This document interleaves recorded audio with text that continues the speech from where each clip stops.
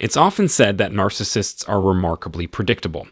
This predictability becomes particularly evident when they realize a relationship is truly over, that there's no chance of reconciliation. In these instances, they often resort to three specific tactics, which we'll explore today. So, what can you expect when a narcissist understands you're never returning? Paradoxically, their desire for you is likely to intensify dramatically. Narcissists are driven by a forbidden fruit mentality. What's unattainable becomes intensely desirable. While this tendency exists to some degree in human nature, narcissists, due to their profound internal emptiness, take it to an extreme. Narcissists inhabit a world of fantasy, often bordering on delusion, especially concerning their own self-worth, talents, and abilities. This inflated self-perception manifests as a sense of superiority and entitlement. When confronted with the reality of your permanent absence, they are forced to confront the void you've left behind. This void is deeply unsettling, and they desperately yearn for what they've lost. It's crucial to acknowledge that narcissists rarely pursue those they deem riffraff. If a narcissist has invested significant time and energy in a relationship with you, it's because you possess qualities they value. At the very least, you enhance their self-image in some way. This dynamic applies to all types of relationships, not just romantic ones. Consequently, when faced with the loss of someone who provided them with positive reflection, they invariably resort to hoovering tactics, attempting to draw you back into the cycle of abuse. This is almost guaranteed. For a more in-depth exploration of narcissistic hoovering, please see the linked video. Advanced preparation is your greatest defense against future pain and trauma. There's no expiration date on a narcissistic hoover. Instances of hoovering have been reported after decades of no contact. When this occurs, it's essential not to mistake it for genuine affection or remorse. It has nothing to do with you as an individual and everything to do with their desperate need to fulfill their own selfish needs at your expense. If they succeed in drawing you back, the forbidden fruit allure quickly fades, and you're thrust back into the toxic abuse cycle. This cycle unfolds in three phases: idealization, love bombing, devaluation, and discard, punctuated by projection, gaslighting, lying, and deception. The love bombing phase initiates the cycle, either for the first time or as a re-entry point after a period of separation. This is a crucial point to understand. You are being lured back into a destructive pattern of idealization, devaluation, and eventual discard. Many are familiar with this cycle, having experienced it in various relationships, romantic, familial, and professional. It's an undeniably painful experience, particularly for empathetic individuals who approach relationships with good intentions.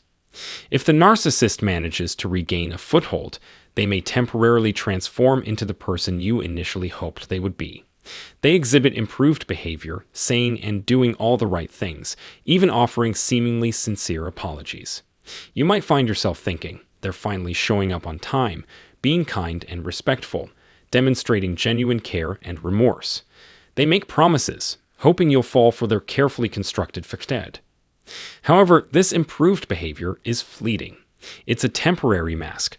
If the stakes are sufficiently high, they might maintain the charade for a few months. But inevitably, the mask slips and the devaluation phase begins. You become the target once again, subjected to blame shifting and projections of their own neuroses and psychoses. If you've allowed them back in, if you haven't maintained strict no contact and engaged in your own healing process, you've essentially restarted the entire cycle. And when you realize it's time to escape again, you'll be starting from square one. It doesn't become easier with subsequent attempts. It only becomes more difficult, inflicting deeper emotional wounds, greater embarrassment, and more profound trauma. The consequences, emotional, psychological, spiritual, physical, and financial, become increasingly severe with each relapse into the destructive relationship. Therefore, before succumbing to their words and this sudden, inexplicable transformation into the person they previously failed to be, proceed with extreme caution. The likelihood of further pain and trauma is exceptionally high. It's often merely a matter of time. Now let's assume their attempts at hoovering and love bombing, designed to exploit your vulnerabilities, have failed. You've not only established no contact, but you're also actively prioritizing your own healing and recovery. Your time, energy, and resources are dedicated to self-love, self-care, and cultivating your best self. Consequently, their tactics and strategies have proven ineffective. What follows? The deployment of flying monkeys, meddling individuals from their network, family, friends, neighbors, even coworkers. These are people who lack boundaries, common sense, and possess a distorted understanding of the situation. They believe they possess all the facts, despite having only a biased and incomplete narrative. These individuals often claim good intentions, offering unsolicited advice from their limited perspective. While some may be genuinely naive and well-meaning, albeit brainwashed, those truly aligned with the narcissist often harbor their own agendas, which are unlikely to serve your best interests. Be wary of these flying monkeys. They provide a valuable opportunity to practice setting healthy boundaries. When these tactics fail, what's next? Fabricated narratives and false portrayals. Narcissists don't simply disappear into the sunset and live happily ever after. Disregard what you see on social media or hear through gossip. It's all carefully constructed illusion. If they lacked the capacity for kindness, empathy, and a moral compass with you, they won't magically acquire them for someone else. They won't suddenly transform into a decent, loving individual for their next source of supply. Cease torturing yourself with the idea that someone else is receiving the love you were denied. It's a fallacy. Implement blocking, prioritize your healing, and focus on self-love. What inevitably follows is a full-blown smear campaign. If you maintain your boundaries and resist their hoovering and the meddling of flying monkeys, they will resort to attacking your character and reputation. Narcissists are inherently bitter, resentful, and cowardly. Regardless of their own reprehensible behavior, they will portray themselves as either the hero or the victim, casting you as the villain.